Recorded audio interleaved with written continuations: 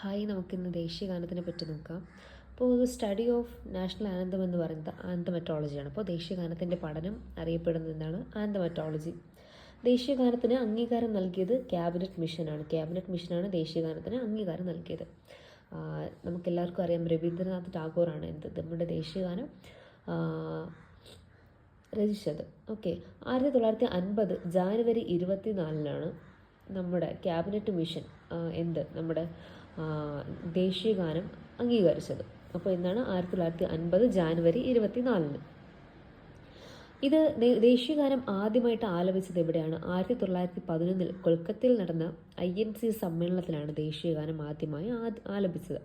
അപ്പോൾ 1911 നടന്ന കൊൽക്കത്തയിലെ അധ്യക്ഷത വഹിച്ചതാരായിരുന്നു? BN ധറാണ്. ഓക്കെ, അപ്പോൾ ആരാണ് ആദ്യമായിട്ട് ആലപിച്ചത്? സരള ദേവി ചൗധരി റാണിയും രവീന്ദ്രനാഥ് ടാഗോറുമാണ് നമ്മുടെ ദേശീയഗാനം ആദ്യമായി ആലപിച്ചത്. അപ്പോൾ സരള ദേവി ചൗധരി റാണി. ഇത് ആദ്യമായി പ്രസിദ്ധീകരിച്ചത് തത്വബോധിനി പത്രികയിലാണ്. അതിൻ്റെ ശീർഷകം ഭാരത ഭാഗ്യം ഇതാത. ഓക്കെ, അപ്പോൾ ഇനി നമ്മുടെ നാഷണൽ ആന്തത്തിൻ്റെ ഇംഗ്ലീഷ് ട്രാൻസ്ലേഷൻ അറിയപ്പെടുന്നത് മോർണിംഗ് സോങ് ഓഫ് ഇന്ത്യ എന്നാണ്. Okay, morning song of India translate ചെയ്തത് ടാഗോറാണ്. അതിനെ ഹെൽപ്പ് ചെയ്തത് മാർഗ്രറ്റ് കസിൻസും ആണ്. ഓക്കെ, കുറ്റിപ്പുറത്ത് കേശവൻ നായർ എന്ന് പറയുന്ന വ്യക്തിയാണ് മലയാള പരിഭാഷ തയ്യാറാക്കിയത്. അതിനെ ചിട്ടപ്പെടുത്തിയ രാഗം ശങ്കരാഭരണവും.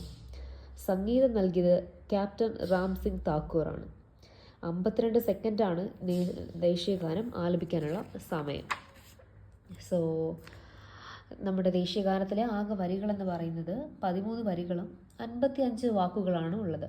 ദേശീയഗാനത്തിൽ പരാമർശിക്കുന്ന മലകൾ വിന്ധ്യ, ഹിമാലയ ആണ്. നദികൾ ഗംഗ, യമുന. ഇന്ന് ദേശീയഗാനത്തിൽ പരാമർശിക്കുന്ന ഇന്ന് പാകിസ്ഥാൻ ഉൾക്കൊള്ളുന്നതുമായ സ്ഥലം ഏതാണ്? സിന്ധാണ്. ഓക്കെ.